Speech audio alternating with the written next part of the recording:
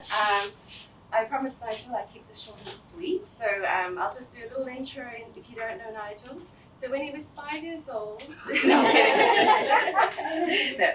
So I think most of you know Nigel. If you haven't been to one of his previous talks at Atlantic, I think a lot of us have been trained by Nigel Baker here through ITAG. So if you've got your Scrum Master or product certification, I know I've got mine through Nigel. If you haven't, we've always got spaces. Yes, there's always space.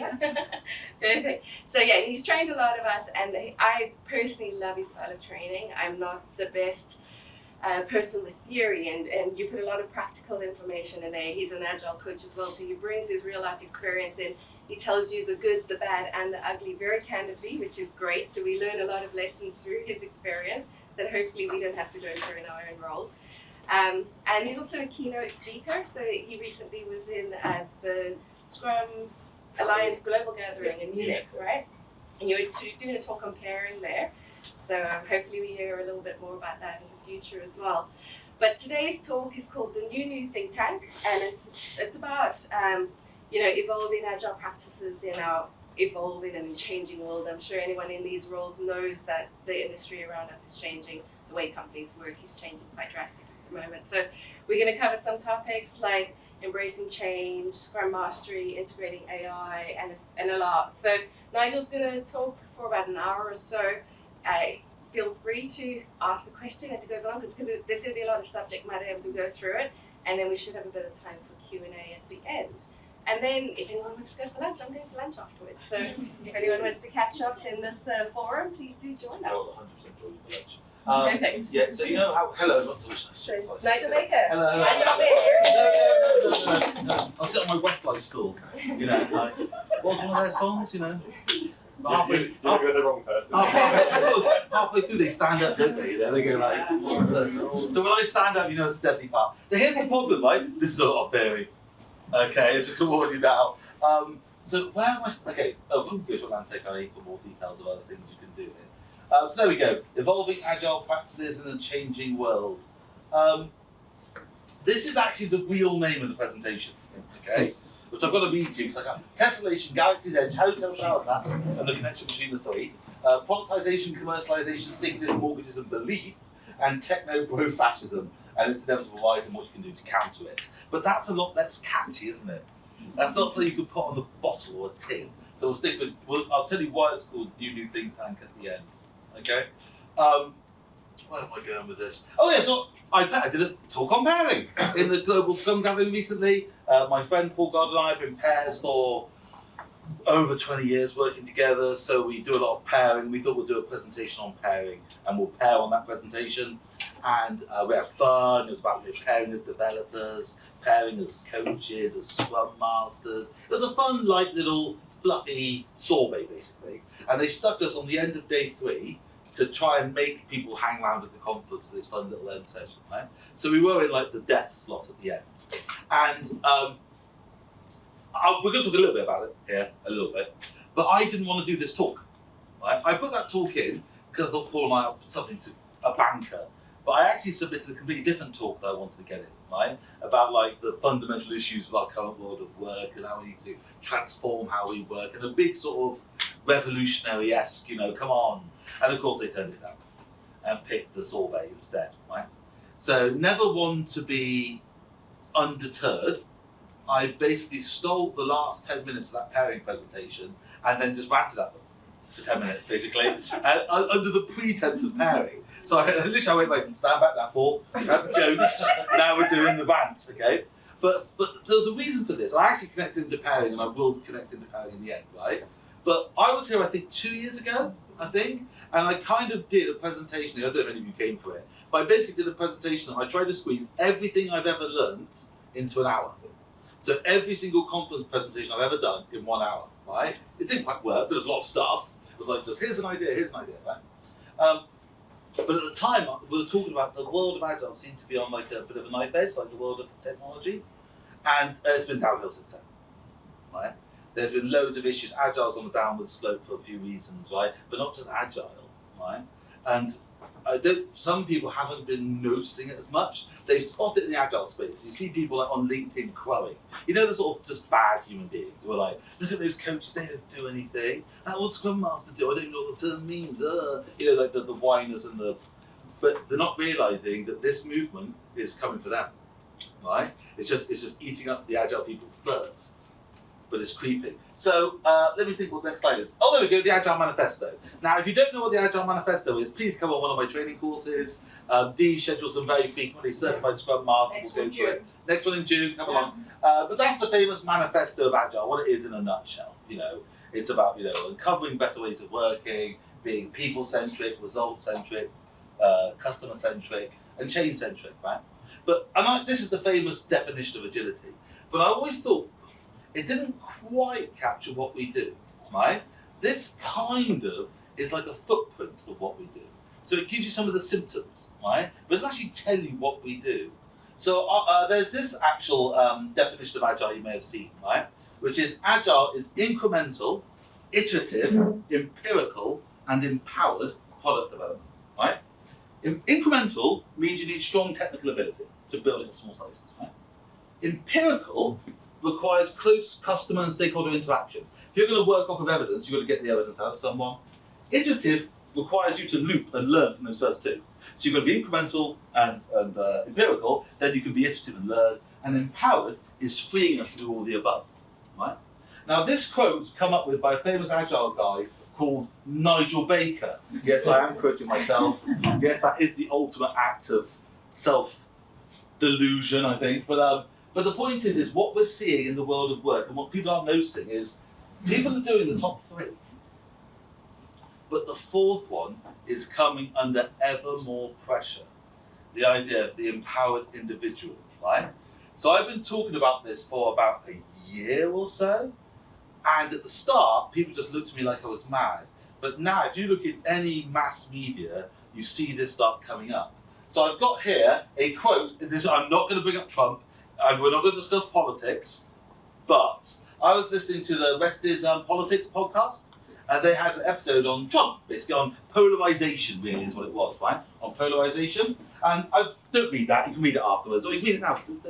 But the point they were saying was Silicon Valley CEOs have turned against their own employees. They've become radicalized against them. They gave them all these tools, all these luxuries, like things like Slack. And the guy there, he doesn't know about Agile, so he can only talk in terms of tools. He goes, Slack, you know, they've got ways to communicate and be empowered. And he goes, and the trouble is they then use that power to push back on leadership and say, look, what you're doing is wrong. Like on social media, for instance, they would say, look, we don't agree with the direction that our company's going in, right? And the CEOs didn't like that. They didn't like how they were being pressurized by their own staff. And so now this movement's come along, and there's a couple of quotes I want to pull out. Like, the whole problem is that these people, these CEOs who are fit to rule, have been deprived of rulership. This idea that, but I'm the leader, you're the led. You know, you need to know the natural order of things here, guys. And that's a very dark way of thinking. We're the master, they're the master of the universe, and you are there. And that's very good, feels good for you though. Imagine you are a leader in a company, and so yeah, you are a great man. And by the way, I use the word great man because it's the great man theory of like great men of influence society. And if you look in work, it's always guys, isn't it? We think they're great men. You know, always like, yes, me, I am the new Winston Churchill. I am the new, I can see the way the world needs to go. You just need to follow me and I will lead you to a promised land.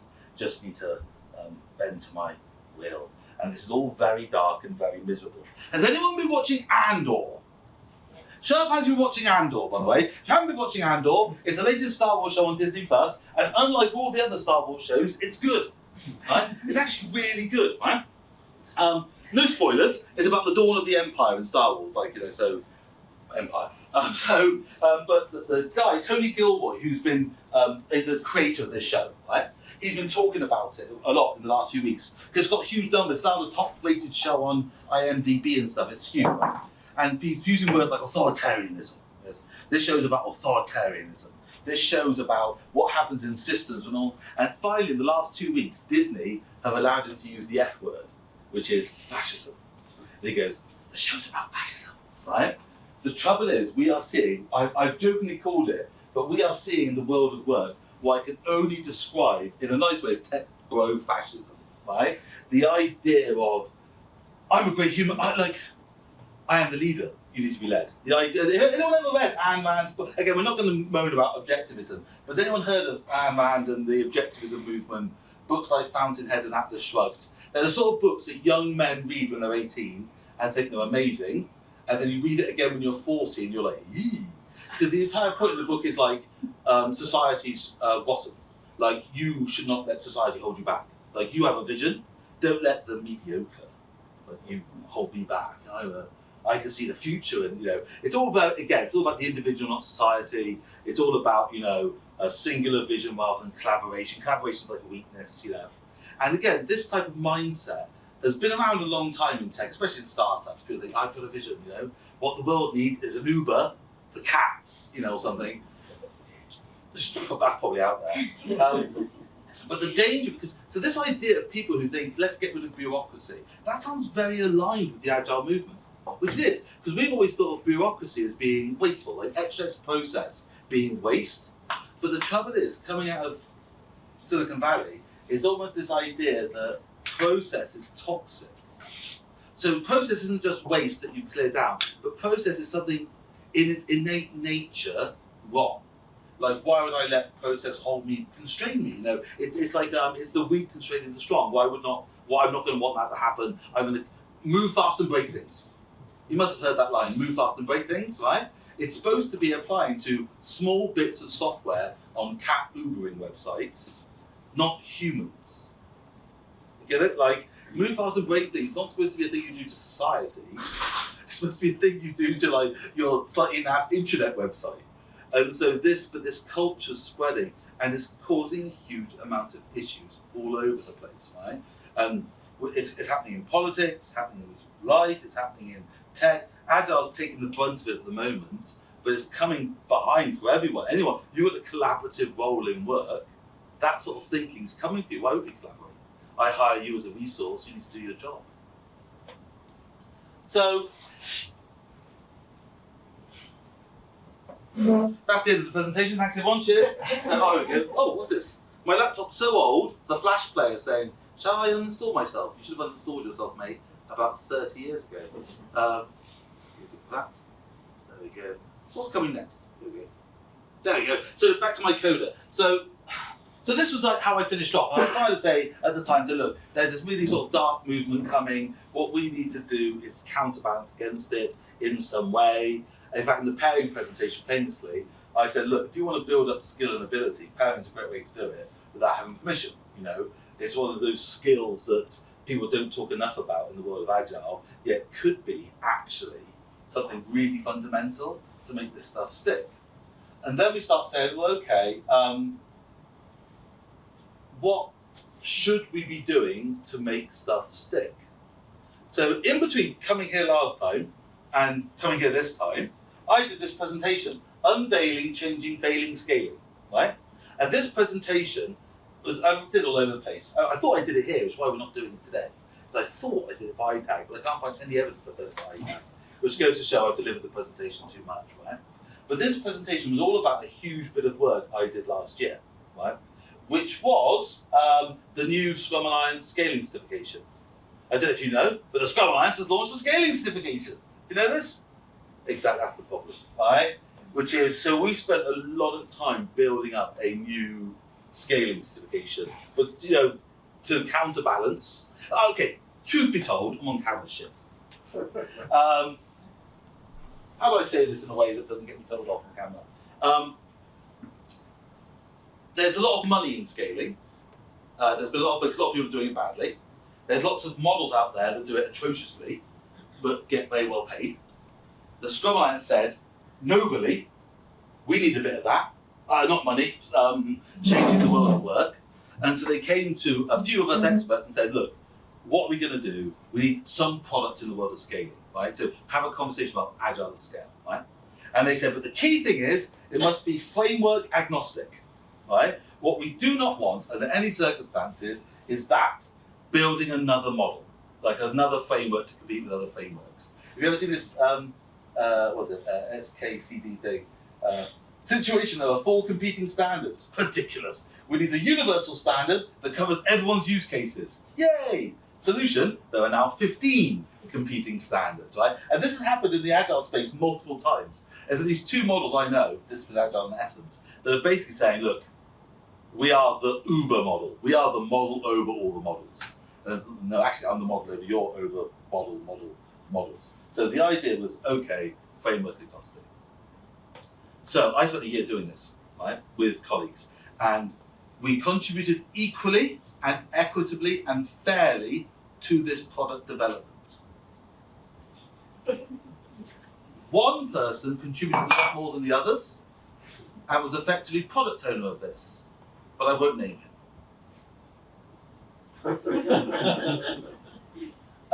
But I had done a lot of thinking on this. A lot of people who turned up, they're very good people, but they had not thought about the theory.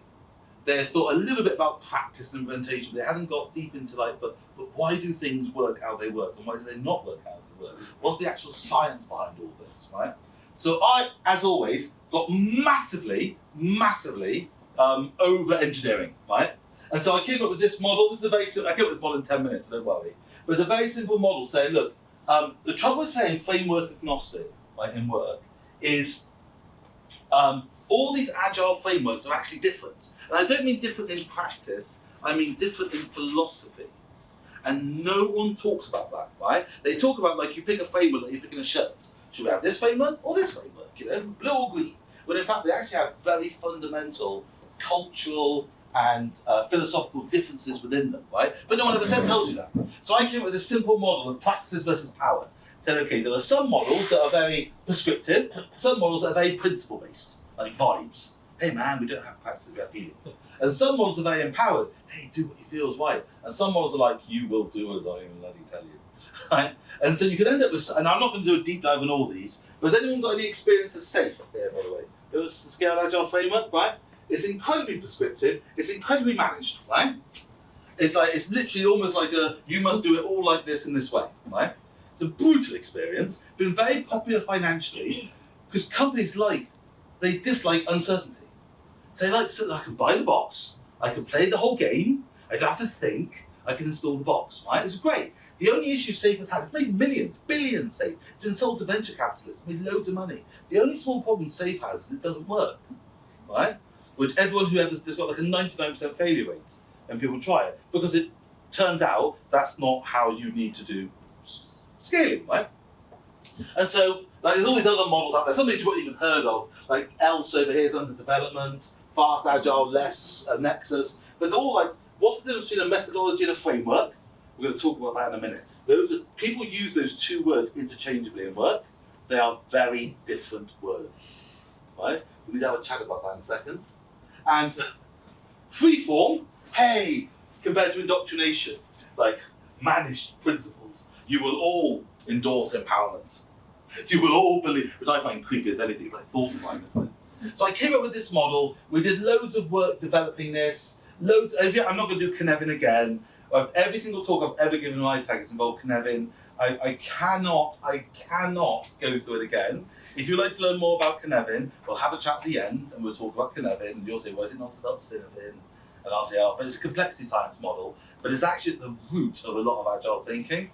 And so it's very important to understand if you've never heard of it before. We can do it another day, or maybe later, but I just don't want to get sucked into it now. But a lot of what we were talking about in this scaling thing was this Cynefin idea of evolving process, of running experiments, rather than just have a box and install a framework, right? So, where do we go? Yeah, so this is the thing. So in this, if you go back to this slide back here, right, we said methodologies versus frameworks, right? So people often use those words as synonyms, they're not. In the Agile space, methodology is often used for something prescriptive, like a recipe.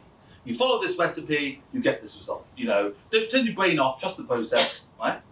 When we use the word framework, not SAFE doesn't, but what we normally mean is this concept, you're going to get the slides at the end, don't panic, of scaffolding. Again, don't read it, it's just there when I give you the slides. The idea of scaffolding is scaffolding. What's scaffolding for? You got a house, put scaffolding up. Why? Build the house. You work on the house. Working on the house, right? building the house, changing the house, doing the roof thing. Then what do you do with the scaffolding? Take it down. Welcome to a concept that 99% of businesses cannot get. Most process should be scaffolding. The idea, it's not permanent. It's a temporary thing to impermanent structures to enable growth and evolution, not a permanent structure around your house forever. And if you look at what businesses do, they tend to think all or nothing. It's like concrete or it's bare grass. It's and actually this entire point of impermanent flex structures that are there to hold. And again, scaffolding isn't the only scaffolding in your life. Have you ever had a stitch? I mean, like not like my side stitch. I mean, like you cut your head or something, right? The stitch is a scaffolding because they hold it together while you heal, and they dissolve away. They didn't used to dissolve away, did they? You just had to cut them out. But nowadays they're a bit more dissolved away. Right? This is one of the key ideas in the modern world of agility, which is this idea of your processes should not be thought of as weak or strong, but they're impermanent. So they can be strong until you don't need them anymore, right? So now, right, so we did this work, we put together this scaling course, we spent hundreds of hours on it, building up exercise, the material. If you want to do it, speak to Dee, she'll schedule it. I'm not selling it to you because I would make money out of this, that's a lie, but it's not why I'm here.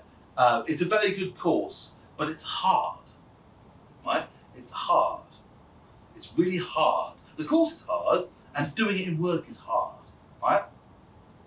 And so I thought that's what it should be. This is a hard thing. You can't pretend it's easy. It's like going a weight control, I'll just take a tablet and lose all my weight. It's a difficult act to lose weight, right?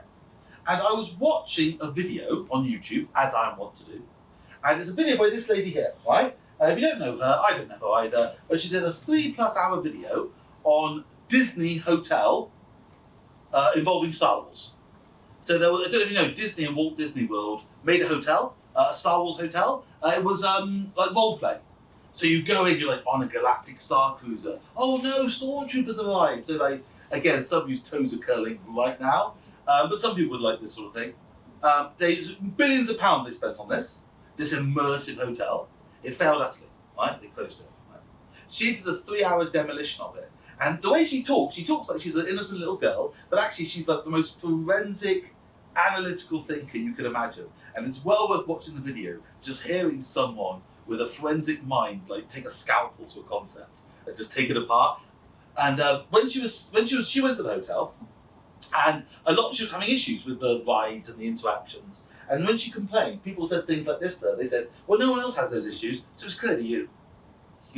Or you get what you put into it, so you probably didn't try hard enough, or you tried too hard, or maybe you just haven't got the right personality for this, right? And she said, if lots of people are saying this, it can't be me. It's not a user error. If everyone's saying something about your hotel, it's a problem with the hotel, right? Not with me. And as she said this, I was like, oh, flip. But I realised, you ever seen Jaws? There's a crash scene in Jaws. Like, Jesus, like, we say this all the time with Agile, all the time. We say, but you're not doing it right. You're doing it wrong, right? And they are doing it wrong. But it made me think, hang on a minute. If everyone's doing stuff wrong, we're doing something wrong, right? So then I went, okay, right. We're going to need some new thinking here. We're going to have to try out some new ideas. And this is what sent me spiraling off like this, right? In a load of weird and wonderful directions. And I can't promise I have loads of answers, I keep heading. I can't promise I have loads of answers for you on this, but I've got loads of weird experiments I've been doing in this space about this conversation, right? So has anyone ever seen this diagram? If they come on our advanced Scrum product owner training bill, but this is like a famous image for the world of product management about desirability, viability, and feasibility. Ever seen this? The idea is like a good product's in the middle. Like it has to be feasible, desirable, and viable, right? So I was realizing, well, hang on a minute, like easy to buy, easy to sell. So I used this when we were designing the course. I said, we've got to make the course easy to buy. We've got to make it easy to consume for a client. It's why it's like a 2 or 3 day course, not like a 15-week coaching program. But I didn't think about the content of the course being like that. That makes sense. I was too busy thinking about how we deliver this course as a lovely consumable product. I didn't actually think of the content of the course as a product in itself. And I realized, hang on a minute, how do we make, let's use scaling as an example, how do we make large Agile more easy to buy, easier to sell, but easy to use and actually get value from, and not just be a crash and burn, because some things are easy to sell, but they don't work. So that sent me off into a weird and wonderful world, right? A weird and wonderful world on the world of big Agile. The word I'm going to use is tessellation. This is a word you may not have heard since you were 8. I will explain what tessellation means in a minute, right? But I went off and looked at, can we do scaling in a fundamentally different way, right? So, there's a Scrum team, right? And whether you love or hate Scrum, Scrum works pretty well, right? One team working together with a business partner building stuff, it works pretty well, right? But the issue's always been, well, how do we scale Scrum? I've got lots of teams. I don't know what I'm doing. And so what people have done is try and wrap their Scrum teams with other stuff, right? And the trouble with wrapping it with other stuff is, what's the other stuff like? What is this? What are you wrapping it with? What behaviors are you wrapping it with? What principles are you wrapping it with, right? Because the wrapper could severely damage the product inside. So some of you may have seen a LinkedIn post I did the other day. When I did this slide, I went, I know the image I want. There's an image I saw 20 years ago at a conference, right? That was so uniquely awful. I thought but I never saw it again, right? I remember, actually, again, I can't say it on camera. 5 years later, I found that image for reasons, and I've not seen it since. So I spent a large proportion of the presentation, building this presentation, hunting this image on the internet, because the people who came up with it have scrubbed it. Oh, they scrubbed it off. So I found it. Here we go. For my old friends at Ragtag, who I hate, but they've retired, so it's fine. This thing, right? They put this out in 2006, right? And the Agile industry went, because what they had done was kind of take something Agile, this transformational big thing, and stuck it as like a little tiny little box in the middle, and said, of course, but you must layer it with senior managers, of course, This Agile thing is lovely for the developers, but you've got to have some sort of program management over top to manage, like ITIL and PMI and Prince2, to manage these plebeians, and and then of course we do process management over top of that. And this was regarded as a complete anathema, right, to the industry at the time. In 2006, this was like, oh my god, you do that, you suck. That's what a lot of Agile looks like today. So when people are talking about, oh my god, my company sucks a bit, they don't like Agile. Well, I wouldn't like that. Because you've got your little bit of empowerment is like tiny little bubble inside this huge oppressive machinery surrounding it, right? That's not how a big Agile company is supposed to work, right? So, okay, what are the alternatives? Well, hysterically, Scrum is supposed to be scalable out the box. So when I started doing Scrum 3 years ago, maybe 20, the idea was they would say, oh, Scrum is self-scaling. Self-scaling Scrum is.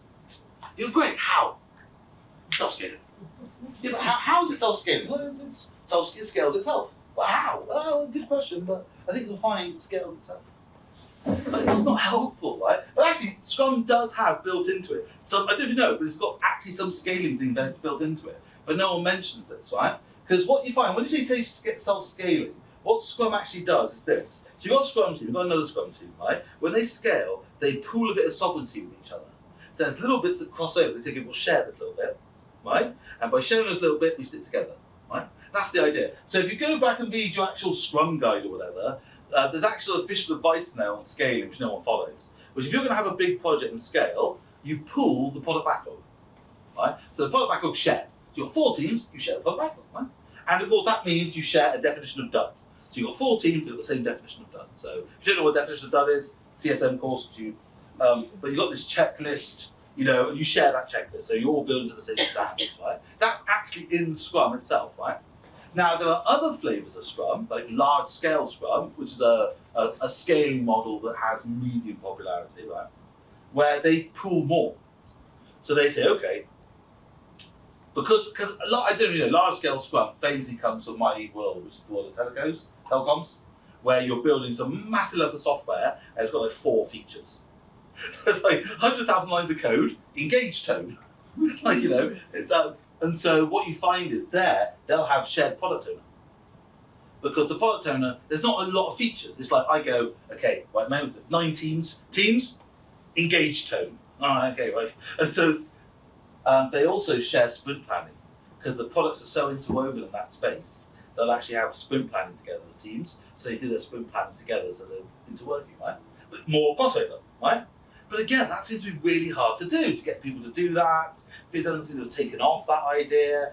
People say, oh yeah, having one product in is lovely, but we decided to have 40. And what do they own? Nothing. They own nothing. So what do? They look after the backlog. Great. Do they write backlog items? No. They're given backlog items. What do they do with them? They put them in Jira, and then they take them out of Jira periodically. Okay, fine. And how is life? Life is bad. Okay. So, and some people say the word fractal, right? So I had to look up again. This is not for you to read now. This is so when you get later, you can look at it. But that's the definition of what fractal means. Basically, self-similar. So they say Scrum's fractal. And what they mean is you do Scrum above Scrum, right? So you've got all these Scrum teams and you do Scrum above them, which is a great line. But what the hell does that mean? When I say, okay, I have a Scrum above my Scrums, who's in that team? Is that a separate team or a different team? Who's that? Like, how's that? So now, if any of you remember the last presentation I did, I outed that I came up with a scaling model like 15 years ago called Scrumbrella. Scrumbrella? Scrumbrella? It's Scrum. It's an umbrella. You like it, they don't like it, see? I thought it was brilliant. I thought it was great. When I came up with that name, I thought, my name's made. How can this go wrong? We'll have Scrumbrella installations all over the world. We'd had no Scrumbrella installations. But that was my thinking back then, was okay, we'll try and have like an actual Scrum framework above Scrum, you know, we'll have a shared backlog, we'll have a shared vision, you know, try to do that, but it's really, really hard, right? So, and of course there's this thing called the Scrum of Scrums, which some of you have heard of, which is famously you say, how do you scale? We use a Scrum of Scrums. How does that work? That's more interesting. But the idea of like a meeting of teams to talk about their stuff every day, right? So all these things I've been experimenting with, they haven't worked. So what I've started experimenting with is an absolutely crazy idea, right? And the idea, I forgot this by the way. By the way, when we talk about Scrum and Scrums, I forgot this bit. That's a pitch from years ago. The idea of the Scrum and Scrum is it isn't your boss, right? A lot of people, I've got Scrum and Scrums, tech lead, architect, program director, they're on it. That's not, a Scrum and Scrums is supposed to be a volunteer from each team, talking about the issues, right? And in fact, Ken Schraber would say, actually, they're talking about integration issues. So you should look at it more like that. Like, so the Scrum and Scrum's a support mechanism, right? And what I was doing for years was that. And that's actually what the Scrumbrella was, which is you have 2 types of these Scrum and Scrums. One is about issues, like Kaizen and problems, and one's about integration, how do the teams all work together. So you have these 2 Scrums running daily of subset of teams to keep it going, right? Anyway, people haven't done that. Why not? So this is what I've been experimenting with, is the idea of tessellation. Now, if you don't know the word tessellation, it's one of the things you did when you were 8 in school, when they gave you like patterns and you matched the patterns together. And are there gaps between the patterns? Or are there no gaps between the patterns? Yay! As an 8-year-old, this counts as entertainment. But you must have heard that concept, like you've got a floor in a toilet, and like it all tessellates, you know, they all touch. There's no gaps between the items. There's no overlaps between the items. What I've been trying to experiment with is, can we do that with teams? So now, if you're a software developer, this may sound an awful lot like object-oriented programming, which of course it is. But the idea there is that the objects don't go inside each other. They communicate out via messages, but they're atomic on their own. They don't start fiddling with the internal behavior of each other's objects. Could we do something like that with our teams? Have an atomic team, a team that's like does all its stuff, and then can plug into other teams easily, right? So they don't have overlap and issues about who owns what. Now, that's a great idea, right? It's a great idea, but it's really, really hard, right? It's really hard. So there's a couple of things I want to add to this conversation. When we talk about big agile, scaling, do we mean big or do we mean lots? Because a lot of people in this room are actually lots of small products, right? So why would you need a model to align them? You know what I mean? They're independent things. They don't need to be fake, shoved in a train, and powered together. That's actually a wrong. They need to be running freely and independently of each other. But if you've got something big, then you need different rules. And again, the industry's not been good at talking about that. We talked about enterprise agile, but we've never really separated out the conversation between how do you do agile in an enterprise compared to how do you do very big projects, which are two very different animals and conversations, right? What else is there? Oh yeah, so this is a quote from a guy I knew at BT, Kerry Buckley. He said, BT is like an elephant. You want it to be like a gazelle. What we need is a faster moving elephant. And Kerry replied, no, what we need is a herd of gazelle. Right?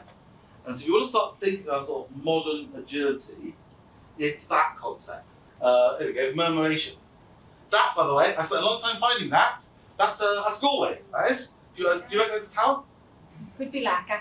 I don't know where it is. I just looked at Galway murmuration, this picture came up, and I put it in the presentation. But murmuration, can we do something like that? Is that where the world of work should be going? Rather than have this sort of autocratic grinding machine, have lots of teams that can flow and interwove and move independently of each other within some sort of herding mechanism, right? Now, okay, right, we will do this one again. Right, so let's see what we are on timing. I'm hoping it's about 5 past. Oh, it's 1:45 already, shit. So, let's speed up. Who's heard of the Nigel Scale before? Show of hands. Who's not heard of the Nigel Scale before? Show of hands. Who wishes they hadn't heard of the Nigel Scale before? This is something I invented years ago. I invented it as a joke. The joke's on me, because actually it's a very powerful way to look at work. I was using it to try and explain to people the difference between what Scrum is and what you do in work, and what you do in work and what you were taught on your Scrum Master training, and understand there's a difference between those 3 things. So the Nigel Scale is a 3-point scale you can do to look at work, right? Nigel Scale 1 is basically, I used to call it Scrum Guide-tastic, but what it actually is trying to be, there are certain features or attributes in the world of product development that we regard as core. We regard these things are fundamental things you must do, else your life's going to get in trouble in product development, okay? So an example would be, if you were a surgeon, and I've told this 100 times, but if you were a surgeon and you were doing an operation, you disinfect your hands before surgery, okay? That is not an option. That is not something you get to choose on. You disinfect your hands. Because if you don't disinfect your hands, you kill your patients, right? So it's not something you have an opinion on. Your opinion doesn't matter. Facts override your opinions. There are certain things in our world of work where fundamentally you have to do this, else something's going to go horribly wrong. However, that is quite a small set of the world of work. Most of what our world of work is Nigel Scale 2, stuff that Scrum doesn't officially care about, which is basically the grey area of good practice. These are things that you may have done in another company, it may have worked, it may work in this company. May. Notice use the word may. May work, may do this, may do that, may do the other. So this is where you have to coach people to self-organise their own answers to their own complex problems. It's not a case of just copying what someone else does, because it may not work. You've got to be inspecting and adapting and evolving these practices, right? And the third one is Nigel Scale 3, which is there's stuff that just sucks. Right? Anti-patterns. So an anti-pattern is basically, it looks like a good idea, it's not a good idea. Right? You think it's a good idea until you start doing it, and then it's not a good idea. So I'll give you some anti-patterns comparing team velocities. As a leader, that sounds like a good idea. That team does 10, this team does 20. Now I know who the real good team is. And then you get into a horrible situation where teams just add numbers to their velocity to make them look better. Or comparing team members in a team. Do any of you have performance review systems where you get compared against other people and then you get ranked against the bell curve? Because this is the ultimate exact anti-patterns. It's basically dog eat dog, and then maths eat surviving dog. Because you get rated against your colleagues and they go, yeah, but on the bell curve, sorry, we can only have 2 outstandings. So you're, it's just like, it sounds like a good idea, but it's just abuse, and it doesn't work, and it's ridiculous. So the Nigel Scale is a model I've used for years to try to explain to people that, for instance, a lot of Scrum is not Scrum. So when people go on LinkedIn and go, I hate Scrum, the story points is stupid. Yeah, they probably are stupid. Luckily, they're not part of Scrum. They're practice that some people use. Velocity, practice that some people use. Standing up, practice that some people use, right? There are loads of things in the world of Agile that we do in certain contexts that work that may not work in your context. That's the entire point of it, right? It's not a methodology. But the idea of Scrum is to give you a frame to do this stuff in, right? Anyway, the reason I mention this is that's kind of what we were trying to do with the scaling course, right? That's what the scaling course, and we think that is correct, right? That is correct. So you have these like core teams overlapping a bit of their work, then you have this good practice that you experiment and evolve over time around those teams to get the right shape for you, right? So that's like what we believe is the core way an organization should look scaling agile, right? So what I've been doing is, even though I believe that to be true, right, I've just gone mental, so I shouldn't say that, I can't say that. I've gone, what's the word for crazy, but not saying crazy because that's offensive to people with mental disorders. I've gone deluded. Deluded is a good word. Maniacal. I would think of a word like that, but I've just gone flying off the cliff face, right, and experimented with the complete opposite. So okay, if that's what is supposed to work, but people can't get to work, why don't we start experimenting with that, right? And that means things like changing Scrum. I mean, like Scrum as a method changing to be able to scale from day one. So the idea that gets built and baked into the method. Well, that's a big controversial conversation to have with people. Said, okay, do I fork Scrum? Do I try and get the inventors of Scrum to change their official specification, which they won't, because they're both 80, and I've been told they're not going to change the specification again, because they're 80. So there's interesting conversations to be had though, isn't there? You know? But do I want to be like those suckers in Disney who bought Star Wars from George Lucas and then ruined it with the sequel films? By the way, if you like the sequel films, I'm so sorry. But you know, like they made, not very natural. But they killed Han Solo in the first one. Anyway, the point is that like there's loads of people who take something that works and ruins it. Like so this one, but what core practices could we add? That's where the experiment is at the moment. So I've been let's see if the slide is there. Yes, I've been experimenting with adding error handling. Is what I've been experimenting with. So again, those of you who are software people will know about error handling. But most agile methods, especially scaled methods, have almost no error handling. So anyone actually done safe here? Anyone done scaled agile framework? Yeah, so they got this big release, PI planning, massive meeting, 100 people in a room, plan out 12 weeks, right? You get 5 days into the 12 weeks, right? Past the cooling off period, and something goes awry. Getting that train back on track is a brute, right? An absolute brute. Because there's no process built in to go, there's no basically, like, I remember as a software developer, I was bad when I started out as a young man. Like, my stuff would just fall over, die. It would just go beep and just die. And you have to put error handling in and say, okay, let's gracefully fail. So if it goes wrong, how does it gracefully fall over and get back up? So what I've been experimenting with is said, okay, what can we add to things like Scrum or Safe to make it basically, when it fails, 'cause it will fail, when it fails, how do we get back up gracefully without the entire thing coming off the rails? So there's this idea in Lean called Kaizen, where you stop the line and look at the process and improve it. So institutionalizing that as a method in those scaling approaches, right? I've been experimenting with that. It's very interesting, but there's an issue with, okay, I'll tell you the issue. But if you've got someone like me watching it, there's obviously going to be better results, isn't there? Because I'm watching it. Like, what interests me is what companies do when I'm not there. You know, so I'm not there going, oh, and they're not doing it properly. So here's the problem, right? So we're starting to sound like what has been the big thing in Agile the last 4 or 5 years, which is the post-framework movement. People saying, we have transcended Safe, Scrum, Kanban. We're transcended. We are post-framework. You've evolved past that. Well, noble idea, isn't it? Right? But who has kids here as well? Show of hands if you have kids or had children at some point. If they're 25, they still come as your kids. Right? Do you let them pick their packed lunch? Why not? Too much chaos?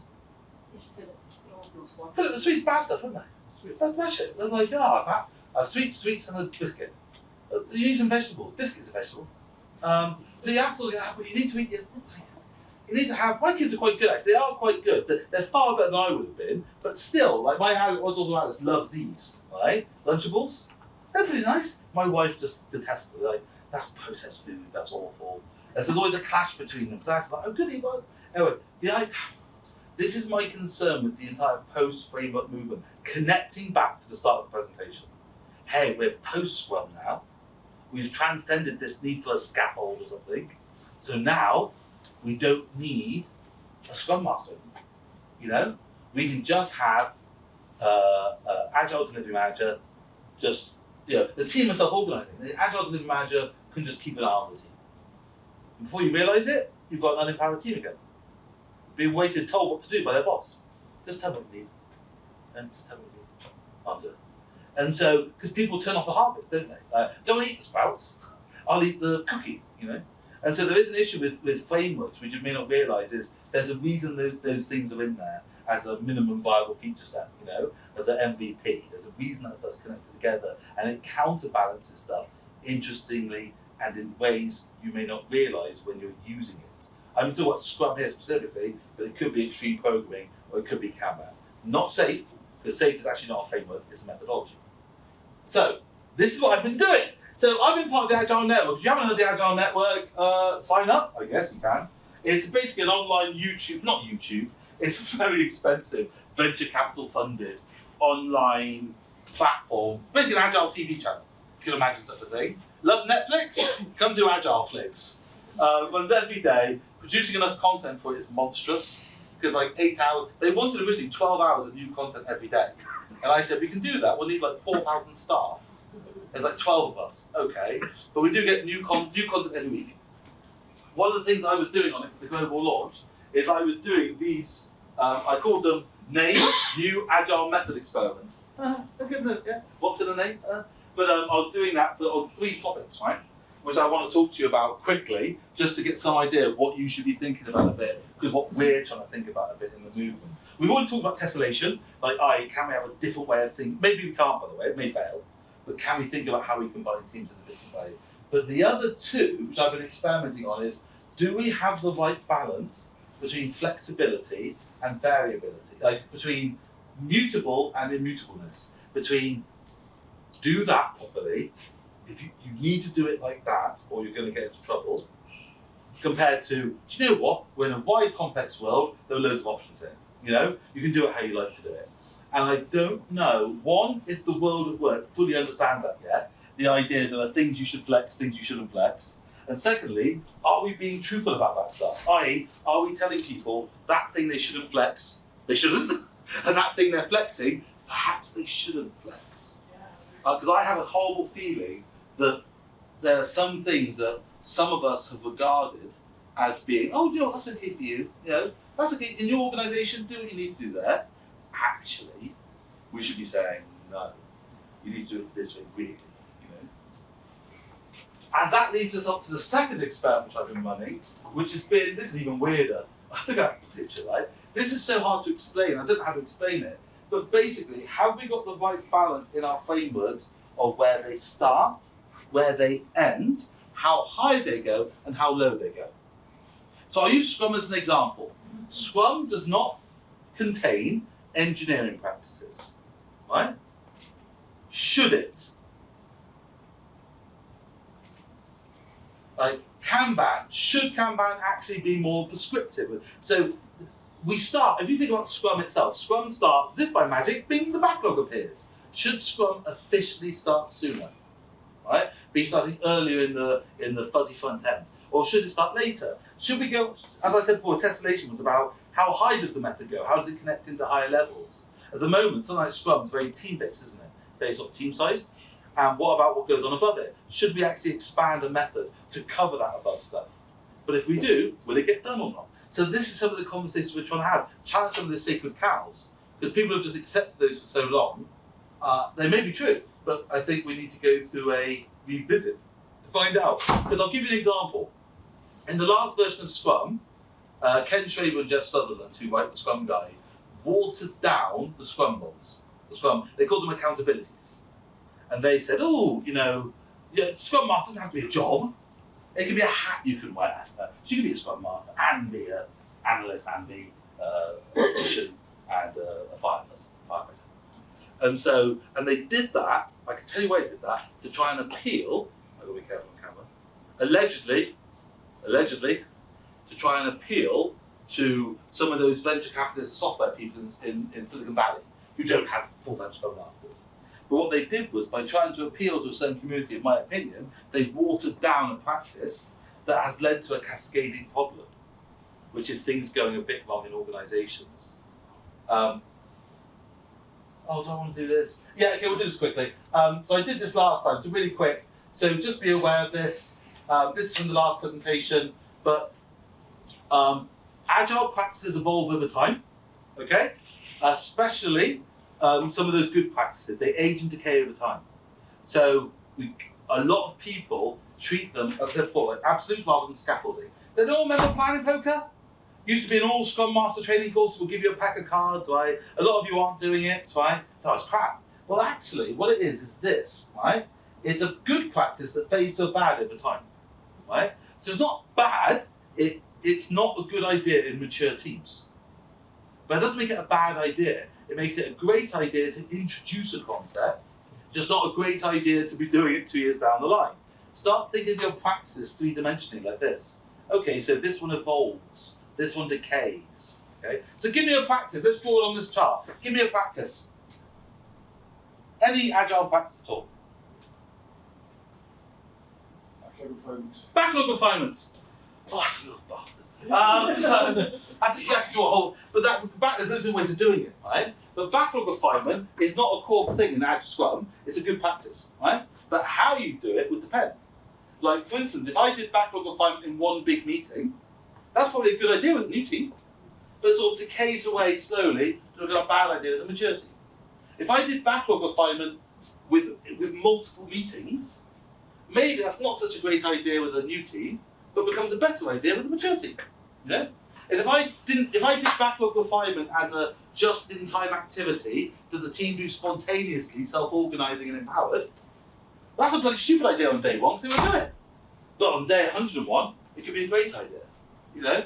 And so, I'm not going to force you to do these graphs, but I think start thinking about your processes like this, because otherwise what can happen is you can throw the baby out with the bathwater, something that's vital you remove because you don't understand it, something that becomes no longer helpful, you keep doing it because the method tells you to, and it puts you off all the methods, puts you off everything. It's like, why am I doing this all the time?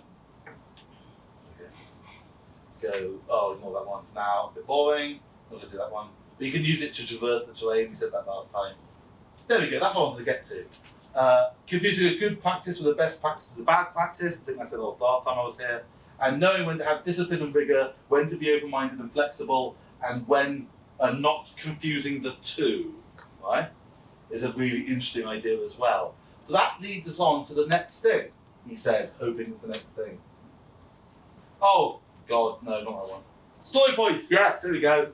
So this is one of the big bugbears at the moment in industry, story points. Who does story points here? Who doesn't do story points here? Who doesn't know what a story point is? Scrum Master training. Core, good or bad?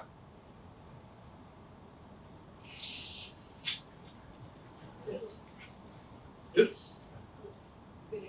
Imagine word, it depends. We've always used that word, it depends. But actually, that's the joke is, I think a lot of the stuff I'm talking about here is trying to get the it depends out of it depends. Right? Because it depends all of a sudden feels ambiguous, it feels unsure. As a leader, I'm like, what? It does, it depends, but we need to visualize the uncertainty. Do you understand that? We need to make clear the unclearness. So, okay, there are options. So it's not like uncertainty as in like, because in Clever they talk about this. They talk about like not knowing, but there's not knowing in like a way, and there's not knowing in like a Zen way. Like, you know, I don't know yet, and we're looking into it. And what you're trying to communicate is that sort of Zen way of like, we don't have an answer for that yet, and that's what we're working on. Rather than not knowing, which is ignorance, like, oh, Jesus. So it's probably something there. It's probably something. Why is that animated like that? There we go. Ideal days, probably. Come on, animate quicker. Oh, for God's sake. These animations and things. Okay. I want to show you. Where's the picture gone? Oh, there we go. I'll show you. That's it. There. That's what I was trying to get to, right? Which is story points are probably the perfect example of a practice that is genuine scaffolding, right? It starts off as a bad idea, becomes a viable idea, becomes a bad idea. So it's the perfect idea of that for me is the perfect understanding of a good practice in work. There's it doesn't work, it works, it does work, it has its time in the sky, time in the sun, and then as it decays away, you do another thing. Like hashtag no estimates or something. So suddenly you start communicating to people things like this, they go, now I get it, it's a journey. And that's what this picture is about. I told you last time, I'm going to tell you again. Chet Hendrickson, one of the inventors of extreme programming, and one of the inventors of story points, he said to me just before he retired, he's retired. Though interestingly, he's on the Agile network doing videos. So it doesn't sound very retired to me, but heyo. But he said to me, they did all this work in Chrysler, inventing extreme programming, evolving it, experimenting with it, and releasing it to the world, and they wrote books on it. And he said, we should have wrote books on the journey, not on the destination. We should have written books on how we made those choices, not on the choices, the end choices. And that's how we need to think about all this stuff. Which is about, okay, it's a journey, it's three-dimensional. Think about why you're making choices and how you're making choices, rather than just buy a thing, install it, and hope it works, and wonder why it doesn't work. So we're almost at the end, he lied. So here's so here's the problem, right? So with the tessellation idea, I was obsessed with that picture, that box of things, ham and cheese and biscuits. What's it called? Lunchables. You see, the annoying thing was, when I put that in the presentation, I put it in because I thought they were called snackables, right? Because the word snackable is a massive word in content at the moment, making snackable content for people. YouTube Shorts, TikToks, snackable content, right? Like Pringles, right? Rather than like a 3-hour long form video on a Disney hotel. So I thought, brilliant. Snackable content, snackable picture, they're called Lunchables, bloody hell. But I wanted to give you some snackable help, right? So here's one bit of help instantly to help your lives in work. Put expiry dates on your stuff. Backlog items, processes, expiry dates. So if you are doing some PI planning of 50 teams together, put some expiry dates on it saying we do not want to be doing this after 6 months. It costs €250,000 every time we do it. We only want to do 6 of them, right? Or for 3 of them. Put expiry dates on stuff. Force yourself to say, okay, this is a practice temporarily together somewhere. What are we going to do to try and move away from this practice? Like on story points, put 18-month expiry date on it or something. So, okay, in 18 months' time, can we get to a better place? So start thinking about things being transitory. Okay, AI. I want to get AI in there. Okay, quick story. Haven't got time for it, but I told them before this is going to be more than an hour. I did a presentation in lockdown. Dee said, Nigel, can you do a presentation for us here online about collaboration tools? Do you remember collaboration tools? One of my favourite presentations. It was supposed to be an hour-long presentation. I think I spent 3 solid weeks of work, because I do this, it's like an hour, and I spent 3 weeks downloading and buying every single collaboration tool on the market, and then studying them, and going and interviewing people on them, because why don't you? You're a nerd. Do you know what? I'll interview people on Kahoot. But I did that presentation for ITAG, and I did it again for a couple of other people, but I stuck a joke at the front. I did a Back to the Future joke. I said, back to the collaboration tools future, because one of the key things you need to learn is sometimes simple's best. Like, just do it simple. You don't need Jira, just use Miro or something, right? It took me, I'm not kidding you, I think a day to do the Back to the Future font. I downloaded the font, get the color grading, match it all up. It took a day. That took me 4 seconds in ChatGPT. I said, give me the words Back to AI and the Back to the Future image. I didn't even say font, it just did that big. I was like, oh, okay, cool. Wow. AI is the big hanging dog in the industry. Because you combine AI with those great people at the start. I was going to use a rude word then, but I'm on camera. You could be in a pretty horrible place, couldn't you? Because they look at you like you're an ant, and all of a sudden they're thinking, but I can automate these ants. So there's 2 ways of thinking with AI. If AI removes the need for a lot of people to do stuff, there's 2 things you can think about. 1, we need less people. Or 2, we can do more things. I don't know if you know, but supposedly all of IT in its history has not adjusted any productivity figures in the country's history. So IT is supposed to have made us more productive. It's not affected productivity figures at all down the shape. Because it turns out what people did was just better versions. So rather than do more, they just did better. Produce the same stuff, just better. So you think back to like when I started my career, a slide set would be like an animated GIF of someone doing this, and that would be like the Comic Sans, be the height of comedy. And now if you did that, you just get laughed out of the building.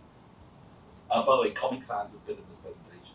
So this is one of the pairing, right? Can anyone guess the second AI generated image in this presentation? Obviously not this one, obviously not. So Paul and I did a lot of wrestling metaphors in the presentation. So we had this lovely presentation, lots of wrestling, professional wrestling, because it's like collaborative, but it looks like you're fighting, right? And no one liked it at all, right? It went down like a bucket of cold porridge. No one liked any of the wrestling references. We thought it was hilarious. But we had like 3 slides as an aside, and everyone was going click, click, click, taking photos of those 3 slides. And they were literally like an aside, because they were about, not this, about tips about development pairing, It was about, it was about this, pairing with an AI. Because you've heard of this thing called vibe coding, which is basically an idiot throwing out ideas to a bigger idiot, and then you say, hey, write me this, and the AI writes you stuff, and then you put it together. I saw Henrik Knyberg on stage at the conference build a web app with his mouth, with his voice. He just went, do this, do this, do this, and literally just the whole app was built, right? The code was, but it was an app. And I was like, wow, imagine if you did this properly. Now he knew what he was doing. So the trouble is like, the old joke about vibe coding is, I could create an app in a day, right? All I need to do is have 25 years experience of being a software developer, and the app will, and the AI does it all for you. So it doesn't, because he's there going, read this document on APIs and learn from it. And so like he knew what to say to it to make it do what he wanted to do. What we realized was with the AI thing was you could actually do test-driven development with an AI. Like, it writes the, you write the test, it writes the code. You write the code, it writes the test. You could actually integrate it. And there was a guy at the conference, here we go, Mario, who actually did the whole presentation on this, right? Saying, look, at the moment, we're kind of down here with a lot of like software development AI stuff, just trial and error, junk, but actually this is looking like a really interesting idea. Developers using an AI as literally as a co-pilot, tools out there, using it as a co-pilot to augment their ability.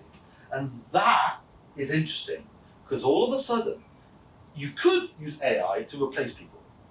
But if you used it like a cyborg arm to augment people, all of a sudden your people can do a lot more, which means those of you who are trapped systemically in your organization, because a lot of you here, the reason you're unempowered in work is because your team cannot go concept to market. You have to plug in with other teams, right? So 9 teams have to plug together, and that's just a way to keep you under control, because your boundaries are small, your empowerment is small. By using AI, you could use that to stretch your empowerment right up from concept to market. Like, I know a lot about this, and the AI lets me stretch my knowledge a bit, so we don't need to have 50 people on the team. We can have 10, and we can deliver the entire stack. And all of a sudden, that opens up loads of opportunities. All the stuff we spoke about scaling, who cares? Like, if I've got teams that can run autonomously end to end, a lot of the scaling alignment stuff falls away. We don't need it. I don't need to have a big meeting to align 8 teams, because each team can run like a gazelle, doing their own thing, Staying together, the gazelle don't walk off and get eaten by a lion, but we can sort of, we can just adjust ourselves and murmurate ourselves, or by having that genuine ability to go end to end, or by doing augmentation or pairing with AI, right? So that takes us to the final piece of minute 10 of an hour-long presentation, Scrum Mastery, right? So this is my pet bugbear, which is Scrum Masters have been done dirty, and they've been done dirty heavily at the moment. I mean, really heavily at the moment. People are going, what does a Scrum Master do? They don't do anything. Let's get rid of them. We'll rename you Agile Delivery Lead, which of course means you need to lead, which means your team are led. And so it's like, right, this is what Scrum Mastery is about. There is theory, there is reality, there is a gap. The Scrum Master fills that ambiguous gap, right? So the perfect system, Scrum Master is waste, right? Because there is no gaps. We tessellate with perfect, right? Well-oiled machine. Bad news, none of you will live in a perfect system, because you're humans working with humans. The good news is, none of us will ever live in a perfect system. The bad news, that doesn't stop methodologists theorizing about it on LinkedIn, saying, but these people are wasteful, and you don't need that, you just need to buy my tool, buy my product, buy my thing. When actually you need oil in the engine, someone to help grease the wheels. Officially we shouldn't, it should all line up perfectly, but a little bit of WD-40, a little bit of duct tape, help a lot of things work a lot better, right? And this is a big issue, right? We've been talking, now this is just too big to mention here, which is businesses should generally be rules-based organizations, right? Rule-based approaches. So I, as a leader, I don't get to decide what HR rules apply. You know, I am beholden to the HR rules like you are, because that's how a professional country should work. There is this idea of relationship-based approaches, which is it doesn't matter what the law says, it's who you know. So I'll give you an organization that works on a relationship-based approach, the mafia, right? So it's like who you know and what they want, rather than like what the rules say, right? Now the joke is that a lot of the issues we're having is with people trying to do relationship-based approaches in rule-based environments. Politics is seeing this in multiple nations across the world, where there is, well, in politics they call rules laws, but there are people who are trying to work with a relationship model. Okay, look, I'll do a deal. Like, I'll give you this and you give me that, right? You know, a deal, right? And you're like, but that breaks the law. And I'm like, do it. Like, we grand, you know what I mean? Grand, like you and I will sort it out. And that's causing issues, but the joke is, Scrum Masters are actually a relationship-based approach. Hilariously. They're not a rules-based approach role, they're a relationship-based approach role. This is something really important. They're the first example in modern work of what we call a VUCA role. Have you ever heard of VUCA? Volatility, uncertainty, complexity, and ambiguity. It's a term the US military came up with about 10 years ago, trying to explain how the next war is not going to be like the last one. They're like, for instance, I don't know if you know in war, but the enemy don't these days wear a uniform, stand out in the open and get shot. It's really annoying. They like dress up as civilians and hide in hospitals. It's really annoying. They don't stand there for you to shoot them with a tank, right? So the US military is obsessed on this idea of going, you just don't know what's going to happen. Like there's loads of ambiguity, loads of complexity in the situation. And this is what Scrum Masters are. They're VUCA roles. They're people whose lives depend on volatility, on uncertainty, on complexity and ambiguity. That is hard to put in an organizational chart, right? But it is essential to have in an organization. And that's the big issue we're having, right? So this is what a Scrum Master does. They support three things: development team, product owner, organization. Right? Who here, is anyone here actually a Scrum Master or something near it? Anyone? Right? Because a lot of Scrum Masters end up doing that. Right? Lots of team support, bit of product owner, not much organizational change. So they're too busy trying to do other stuff, right? And here we go. This is the third and final AI image. Okay? Calling a Scrum Master a team facilitator is like calling a fireman a cat rescuer, or firefighter, I apologise, a cat rescuer, right? Which is, it's true, but it's only part of the job. You know? So it's like the actual Scrum Master is a whole lot more than just facilitator. So what does serving the organisation mean? It means being a change agent, right? And this is something completely missing in organisations. The idea of embedding in roles whose job it is to be changed perpetually. So it's not just a change, a transformation. It's we are a changing organisation. We need process to enable changing to occur, right? There's books on this from years ago, but just think about this, Scrum Masters in the room. As a change agent, I need to do three things. In fact, if you're an Agile coach, you need to do three things. Change the system and processes, change the norms, and change the way people think. That's a lot of work. It's a lot of work, you know? Trying to get people to think in a different way, getting people to do stuff in a different way. They is a big word, right? Oh, look back. So obviously the way they think. Who do I mean by they?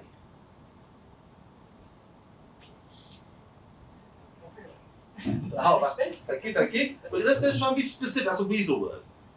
Who could I mean? Yes. Change agency is an upward activity, not just a downward activity, right? And this is what a lot of Scrum Masters aren't doing for whatever reason. They're not coaching up, right? They're applying process down. And and so I get a lot of Scrum Masters cursing, oh, my job deleted. But have you shown your value? Have you been out there talking to the business and making clear that, you know, what I do is valuable here? Because if I don't do that, people are going to look at me as a number and go, what does she do? I don't know what she does. So Cotter, one of the famous writers on change, again, that's a whole presentation in one slide, watch out, but he talks about enlisting a volunteer change army. So the third and final, it's not stackable, this is indigestible, I'm going to show you, but hopefully it'll be helpful, right, is Scrum Masters are facilitator, coaches, change agents, and servant leaders. You need to hit all 4 of those boxes. And to do that, we need to start building social networks. I don't know if you know this. This is an actual photo of when they're writing the Agile Manifesto. There, right? We're in the Agile Manifesto. If you read closely, you can read the words, and some of the words are actually up here.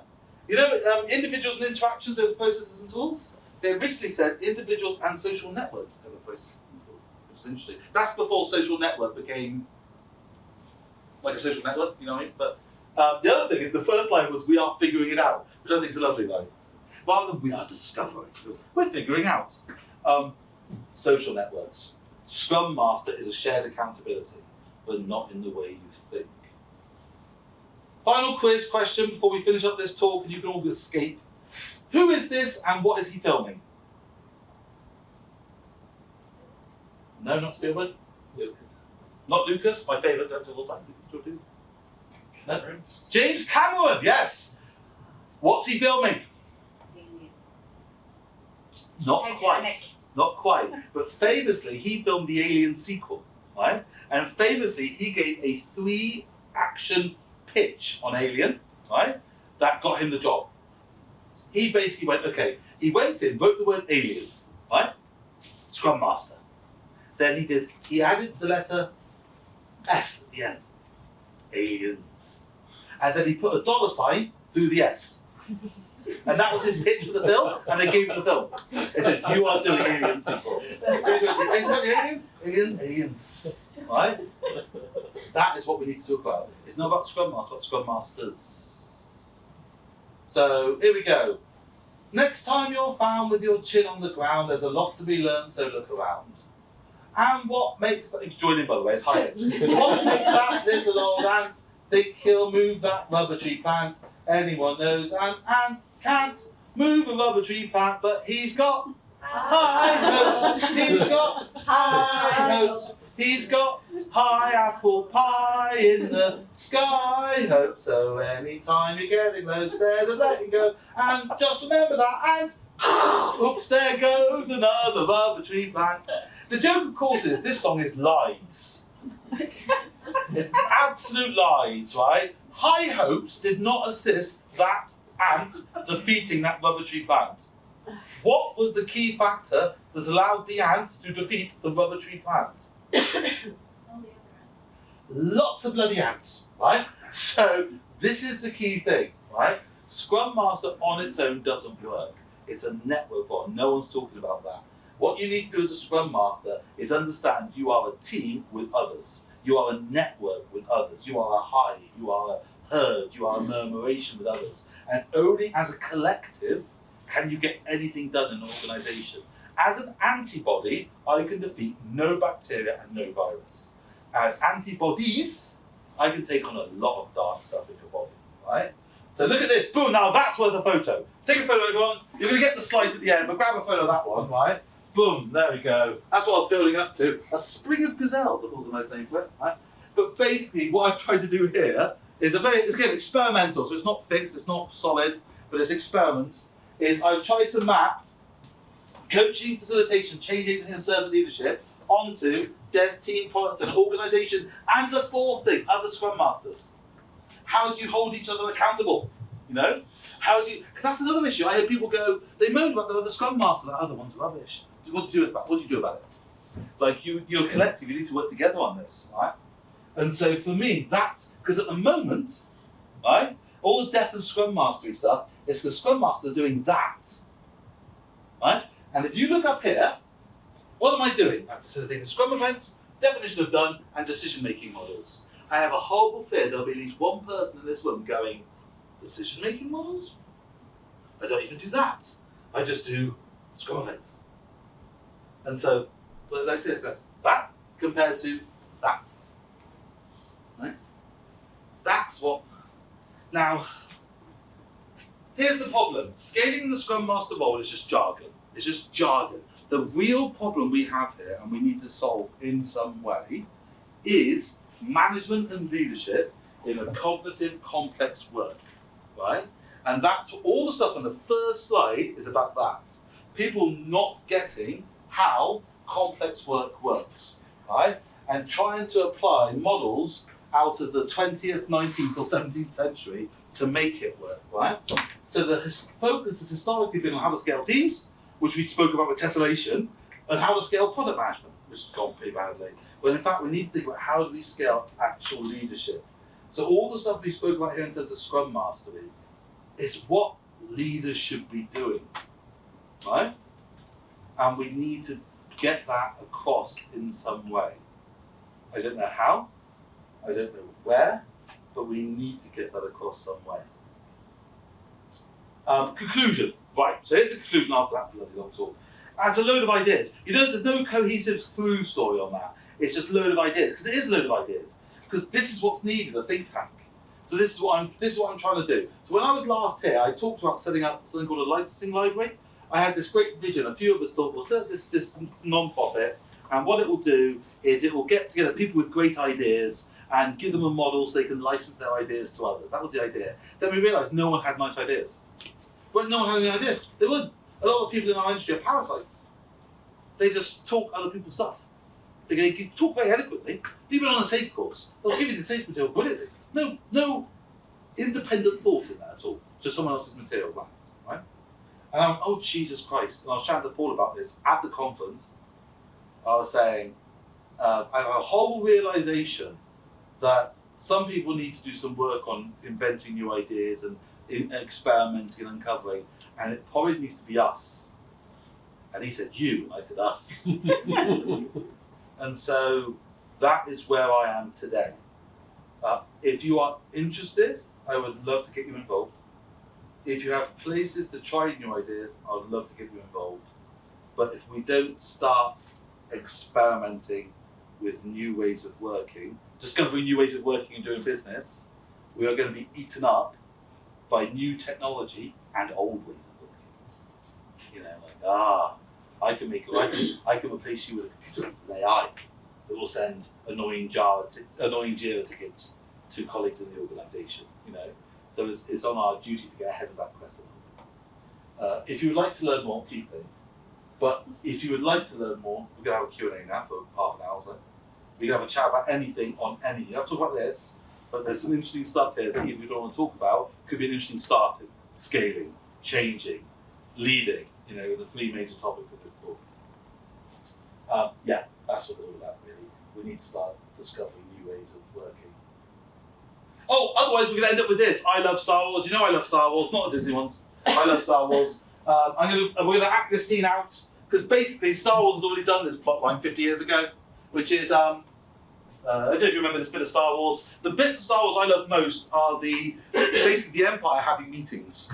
That's why Andor's great, because Andor's full of the Empire having meetings. And it's just like meetings you've been in, except of course they're space Nazis. But it's just like meetings you've been in. Right? The Imperial Senate will no longer be any concern of us. I have just received word the Emperor has dissolved the Council permanently. The last remnants of the old Republic have been swept away. This is your life. Read it now, go. That's impossible. How do you get The regional governors now have direct control over their territories. Fear will keep the local systems in line. Fear of this battle station, right? Battle station is basically AI at the moment, you know? And so, if we don't do something, we're going to end up with that. And that's going to be a pretty miserable place to be. There we go. I'm done. Thank you for holding on for too long. It was an hour and 10 in the end, hour and 15 actually, technically. I do apologise, there's so many ideas in there. Anything we want to talk about, let's have a conversation about. Or just stunned silence. Mind you, what you can do is ask a question on anything, so it doesn't have to be about that. If you want to talk about Star Wars and or, be great. Equally Star Wars fan, Yeah, thank you. Good. My question is, and I think you've answered some of it, is about the online anti-agile sentiment. Agile is dead. Yeah. There's two things that nobody suggests a better alternative. Yeah. It's an anti-sentiment, I guess, and I've seen that in companies I've worked in before. Is that it takes one team within a group to say this is not working for us, and it throws that like cannon into the whole process that we're trying to instill. It's too prescriptive, and when that feeds up to leadership, I find historically leadership don't have the time or the keen understanding to challenge why it's not working. Yeah. Usually it's bad practice. Yeah. So I think struggle historically for me is you implement the frameworks or methodologies, whatever, and they don't follow them, and they go to their leadership, and leadership says sort it out yourselves. Yeah. So how do we instill a better understanding for leadership to deliver that from the top down? So the one thing I do with leadership is I do connect images in there. So I use that as a model to explain, just as different mindsets for different areas. Because a lot of leaders come from a different, so I do work with a company that I can't name, a famous soda drink company, and very famous. And their leaders are all out of basically soda drink manufacturing. So it's a very different world. It's a world of compliance. There's no variation. There's no creativity. You don't want someone being creative with your soft drinks. They end up with poison, you know. So they're very, but they also are trying to understand that this stuff they do is not like that, you know. So they're doing like marketing campaigns. They realise it's not like running a factory. It's going to be run in a very different way, in a very different culture. The one thing I would do with teams though that don't like it being imposed is I wouldn't like anything being imposed. So what you're trying to do with teams is get them to pull, not push. So if their resistance is a sign of interest, interest for us, not for them, but go, okay, what are they resisting here? If I came in as a CEO and said you're all doing Scrum, right? If you did that to me, I would hate Scrum, and I love Scrum, but I just don't like being told what to do. And so what you're trying to do is create opportunities for teams to pull. So that's why again it's interesting about some of the stuff that gets pushed on teams. Like for instance, a daily Scrum, right? It's not Scrum. It's a classic pattern of performance, which is have a conversation with your colleagues every day, with a cup of coffee. That's what it is. Get coffee, have a chat with other human beings. That shouldn't be hard. If that's hard for you, that's interesting. The trouble is how it's done. So for people's issues with daily Scrums are like, okay, resource 79721, what ticket are you on? I'm on ticket 369646961. How many hours are left on ticket 69636? And that's just misery. And so it's saying, okay, so we're getting back to the basics. So a lot of what I do so I have Scrum in my head, but what I do a lot of times is try and build it from base principles rather than impose it as a method, which takes longer but sticks. And if you ever see sports training, a lot of this is sports training. They'll sort of like, they teach my daughters tennis, how to stand. They're not saying go play tennis, they're playing it well. They'll teach them certain moves and they build them up to build up to a level of performance as a person. So that's what you're trying to do in a team. How about setting up a union or collective bargaining for Scrum managers or project managers? That'd be interesting, wouldn't it? Well, there is in Germany. There is. So in Germany, you have to have on your board, you have to have a member of the Works Council, so you can't make mass cuts. The Scrum Alliance was supposed to be that. Basically, it was supposed to be kind of like an organisation, a community of like-minded people to support each other. Right? The trouble is doing that in white-collar work is hard, because back in the days of unions, you could leave the factory and the factory stops working. And the fact is, a lot of white-collar people, if you didn't turn up to work next week, work will carry on. Especially with Scrum Mastery, because it's a long-term thing. Like, I don't know if anyone's noticed, but I've got really fat, right? Really fat. I'm really, really, really heavy. And you say I'm not. Honestly, mate, I am, right? I just wear a tight shirt and black to hide it. I've told black's very thinning, so I've got a black jacket and a black suitcase. Just try and make it thinning, right? I used to be skinny. I used to be skinnier. I never skinnier, right? And I got really fat once, and I went on a massive diet, a huge, ridiculous crash diet. Took all this weight off. I looked ill. I loved it, right? Like Kate Moss, I looked ill. Brilliant, right? And then I stopped on the diet. I stopped, right? And the next day, I was still skinny. And the next day, I was still skinny. And the next week, I was still skinny. So the diet didn't matter, did it? At some point, I became fat again. But I'm not quite sure when it happened. And this is the issue with a lot of what we do with coaching and training, is that it's not like you're turning off the taps and everything fails overnight. It's just like, oh, you're not on the diet anymore? Things bubble along nicely for a while. And so with any sort of union idea, you can't withdraw your labour. You withdraw your labour, nothing happens on day one. It only happens on day 101 when things start going a bit rotten. And that's what people are seeing now, by the way. They pulled Scrum Masters, they go, oh, didn't need them. Nothing's going wrong. Because it's gradually decaying, you know? And when it gets a bit, then, the part we were chatting about this beforehand, what's happening is the gradual decay happens and people are trying to fix it with their old ways of thinking. So they go, okay, developers aren't producing enough, we need to monitor them. So have you seen this? People working from home, having things on their computers, see if the mouse moves? Seen this stuff? Like monitoring, like, are they moving their mouse? Like, that's all the old mindset of the world of work, you know, not understanding that, you know, a lot of the work we do is staring out the window. It's true, isn't it? You look out the window, you're like just thinking, you're in a world of your own, thinking, and then you type it, oh, that was it, that's the answer, you know. And that's hard to measure if you're from an old school mindset of busyness is productive. So yeah, that's what the Scrum line is supposed to be. I don't think it has done that as well as it should. I have a question. So you made reference to leadership style changing to more authoritarian now. Yeah. But at the same time, we need to coach up. Yeah. How? Yeah. Well, the thing is, I find, and maybe it's just me, but that type of leadership style can come from fear, not from confidence.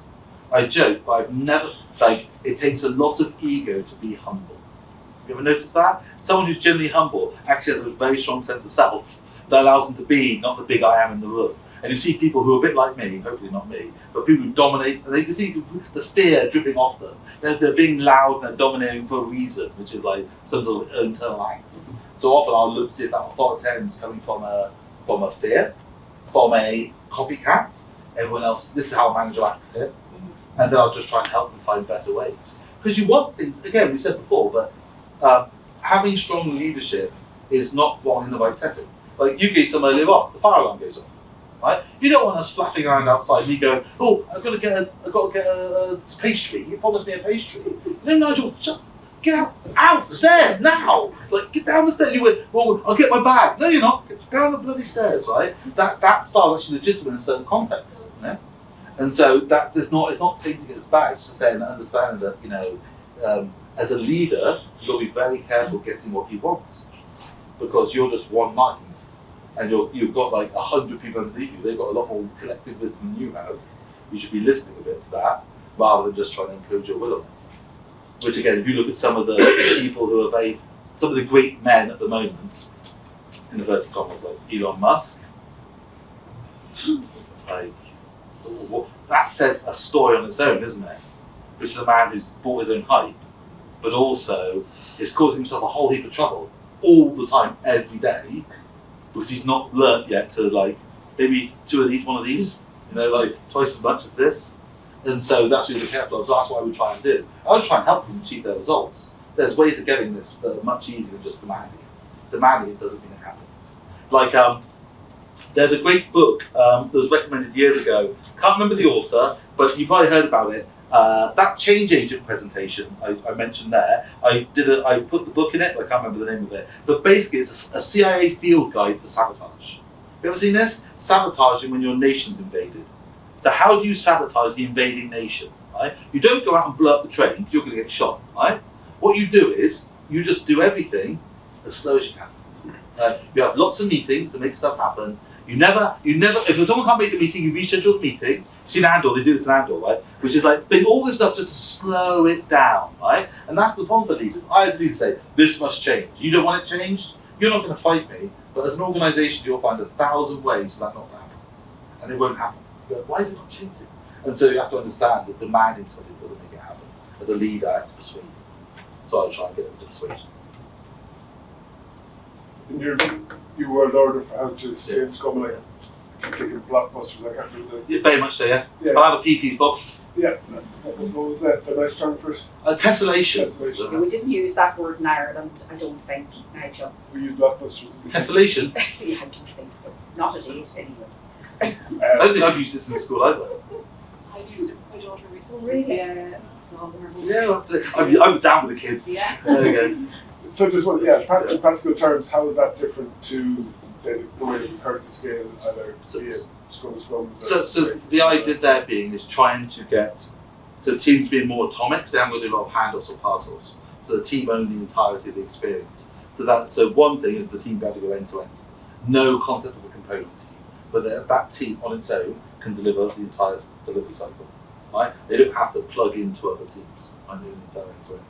And secondly, when they need to communicate or hand things off to other teams, there's a mechanism to do that communication and handoff built into the system. So rather than, so let's say I need your team to do something for my team, we have that built into the actual process, rather than me just randomly picking you up at random times. That's like Scrum type structure. That could be, yeah, could be. But also you could just try and put more, a little bit more process into it, rather than have to have a meeting on everything. So you could say, okay, like a database trigger, and set it off and say, okay, if another team needs to do it, we send it in this format, in this way, and communicate with them. So set up again, like object orientation programming, set up like a way for the objects to communicate with each other. But I'm experimenting, so. Thanks, Nigel. I did your course last year. Thanks to you and Agile for that. Recently, Scrum Master. Okay. So my question is, I suppose you mentioned it there, this kind of new era of remote working. Yeah. How do you kind of enthuse, or have you any ideas or tips to engage with a team? To build a relationship with the team. Yeah. Well, you know, to keep them alive. motivated. Okay. Engaged. I think the quickest way to demotivate them is force them back into the office, which is what everyone's doing at the moment. I work across 3 countries. RTO is brutal at the moment. People are still forcing people into offices. They're forced into offices even when there's no office. You either move or you're doomed. It's awful. Again, but that's that authoritarian. Complex problem, cut the knots, oh God, I've ruined everything. It's like, oh, why was I? So, but for what I do, I try and do everything more. So a lot of what you get for free, when you're sat together, you have to pay for physically and emotionally when you're not sat together. So you have to have like more conversations, more chats. You have to try and make sure you're in contact with each other a lot more. Pairing's a lot more important. You have to do more official pairing. So people try to cross-skill each other more effectively. Daily scrums become more essential. So literally a lot of people's solo touch point for the day to actually communicate with each other and chat with each other. So you've got to make sure that's time for people to actually make human contact with each other. And just make sure, for God's sake, they're not just ticketing each other. Make sure they actually just talk. Because in real life, if I've got an issue, I can do this and go, hi. In fact, a lot of times people don't. If you ever seen The Office, they'll go, so yeah, ridiculous, right? But we're spread across offices, I'm definitely going to do that. It can be easy just to be on the phone or be on Zoom. Just have a 5-minute chat about it. Trying to build up that relationship. Because what you really want is people to be able to help each other out and support each other, but also hold each other accountable.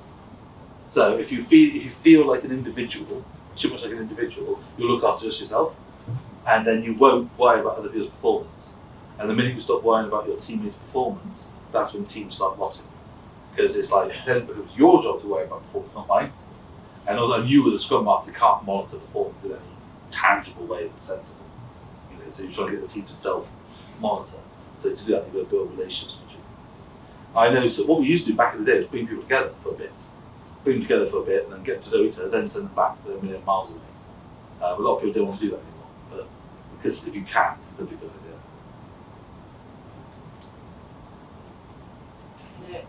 idea. Just for, like you're arranging like a hangout, something less formal every couple of weeks or something. I know in the beginning it feels really forced, but eventually the trust builds quickly. Well, I like to hang out. longer scrums. You just turn up to the scrum 10 minutes before and have a chat. And what often happens is the 10 minutes at the start is the actual scrum. So you come in and go, how's it going? Oh, you see that Spurs. How can Spursy things for Spurs to win? It's like, Man United are absolutely stuffed now, I can't believe it. Oh my gosh, yeah. So it means like, I know I'm going to have to be working late now next week for that. Oh my God, yeah, you oh shit, scrum time. Task 47 has got 3 hours, and the entire the useful bit was the first bit. They're just humans talking to each other. So just do that, just have more time to actually converse. And also, I do, the only things I'm strict on about authoritarianism is things like we use cameras. I don't mind if it's 2 p.m, I don't mind if your kids are in the background, I don't mind if you don't like how your house looks, it's fine. But we just need to make human contact with colleagues, it's not a call centre, we need to just make it face to face. And also make sure the remote people got the tools. And that was one of the big things about the collab tool presentation we did back in lockdown. Was like we have all these conversations about process and method and all this, but has the company given them good broadband, like fibre? Has it given them a good camera? Like, have they got a desk or are they on a laptop? Like, if people are working remotely and they're huddled over their kitchen desk like this, of course they're going to struggle to work together. But the business has given them no thought about how they actually their workplace structure at home. remember with one team we played games once a month, and we invited another team, and I think they left thinking, oh my god, they do nothing, all they do is play games. But the thing is that you build up such a rapport that if any problem came to us, we fixed it really quickly because we had so much trust and so much, relationship. So a half an hour a month it made us better at other things. Have you ever seen Traitors, the TV show Traitors? Yeah. That's based off the game like Mafia or Werewolf. We used to play that a lot because you're lying to each other, and there's no greater way to build trust than lie to your face, lie to your colleagues, look them in the face and say, I'm not the werewolf, and you are the werewolf. I can't believe it was you. But again, that's just anything to build up trust. But that's actually how Scrum got spread in Adobe, because Peter Green was, I think they were Illustrator, one of the major products in Adobe, and they went Scrum and they got their stuff done quicker. So they would be out every lunchtime, sitting out in because basically the Adobe office is supposed to be like a bit like the Pentagon. There's like a hole in the middle, and there's like a bit of green in the middle, right? So they would go out there, eat their lunch, and play frisbee, right? And all the other teams were in the death march and look out the window, going, "How are they out there doing? What are they? Why are we? What?" And that's how it spread. It wasn't because like a leader or some of Agile. It was literally other people going, "I want to be at the frisbee. How come we can't frisbee? How have we got no time to frisbee?" And so that's another way blowing out change is you want change to be, the word viral is awful these days, but you want it to be viral, you want it to be self-spreading. You want people to see it and go, oh, I want a bit of that, right? Rather than, oh, go on a training course and Nigel will convince you. Please do that, but pay my mortgage. But generally you're trying to, also, so when you're a Scrum Master and you're doing this stuff, you're trying to think about, okay, how can I make this better? How can I make it be better visibly to the world? How can I help this grow and improve in our space? And I think we've got time for one more. One more, is it? We've got time for one more? Yeah, one more question, surely. Two more questions, there. One. You have the slide with the matrix with the Scrum Master, the different types of responsibilities, Yeah. And you also mentioned change, Yeah. and change means managing applicability, right? Changing the organization. I'm just curious. My feeling is that organizations often are not prepared to change. They don't have this, and I'm just curious what's your experience about companies. Are they ready to change? Our leadership is. So here's the problem: human beings don't like change. So there's a famous coaching model called SCARF by David Rock, and it's not really for coaching; it's more for understanding. But he says this is his model. He says there are 5 things that are sort of subconscious triggers. So even though as an intellectual, logical adult, these things are like the things that start off your inner chimp. And they are SCARF: status, certainty, autonomy, relatedness, and fairness. So what often happens is you trigger those and people react viscerally. They don't mean to, they try not to, but inside they're like, and one of those is uncertainty. And change is about uncertainty. So that makes people like, oh, but I know this. I know certainty, I know what I'm doing, I know where I am, I know this. That looks scary. So if you are going to do, change is a huge topic, but if you are going to do change, you need to make people aware of what the lifeboats are, make sure everyone knows they're on a trip and they're all on that journey together. Like the worst thing about change is like, have you ever seen Shrek? Where there's Lord Farquaad, little guy? And he goes, we're going to get a battle, some of you are going to die, but that's a sacrifice I'm willing to make. And some changes like that, it's like, dude, how are you going to persuade me to do anything? Like some of you are going to lose your jobs to AI, but, so, well, I'm not changing anything then. You want me to help you take my own job? I'm not. So you have to make sure people are clear there is a pathway to survival, that what the lifeboats look like. So we often talk about what they call conceptualization, which is you don't just, as a leader, you don't just want to just have a vision of the future. You want to have a vision of many futures, vision of the problem, vision of the answer, and maybe a vision of the journey. Saying, okay, I can sort of visualize the quest we're going on, and you try and communicate that to people, take them with you. Say, okay, so this is what the outcome, green, sunny, lit up lands over there. Like Boris Johnson did with Brexit for us. He went, oh, don't worry, have Brexit, then we'll have these sunny, green lit uplands. How are we going to get there, Boris? Green uplands. But Boris, well, how's that going to work? Uplands that are green. But Boris, well, how's it going to work with the border, Boris? There's some green uplands over there, and we're going to, you had no idea where you're going to go, and so things collapse. So you need to have a bit of an idea of the pathway of going, okay, this is where we go, and that's what I would try and communicate. But people are scared. If something changes their status, this is the big issue with empowerment, which is a leader, I'm like, oof. I may intellectually get, I invest in my people. I believe in you. I've hired you because you're so clever and intelligent. I'm going to give you power and you're going to run and do great things. You are I believe we're like a family here. But then you start making decisions instead of me. And inside my head, I'm like, that wasn't the decision I would have made. And it's a status affecting, so you see what I mean? So you've got to be very careful with those triggers. But if you can understand it and work with it, then you can win people over. So the stuff we were saying about authoritarianism earlier on, got a leader who's a bit directive, you have to work with their status, not bash their status. You don't go in. Some coaches go in like a ram, try and take them on. It's like a fly trying to take on a car. It's only one winner, splat. So you have to meet them halfway and go, okay, this is how we can steer that to make that effective in the organisation. So what I want to do, so basically, again, this is not a sales pitch because Dee hasn't scheduled the scaling course yet. No, yes. But that scaling course, I'll tell you about it. I'll tell you why. Again, don't have to buy it. Buy it off someone else. But it's 3 days, right? One of the whole days is on change. Because we realised most of the problems people have with agility and with agile at scale or small is not with the method, it's the how the method is introduced, why it's introduced, and the process of changing the organisation. So I personally think, I pushed the Scrum Alliance, said their next thing should be change agency, that's a certification. It isn't, but I said that's what it should be, because that's the heart of all this. And in the end, it doesn't matter what the change is, it's about how can you harness, there's loads of methods and patterns and tricks, how can you actually make change work, or make it not work.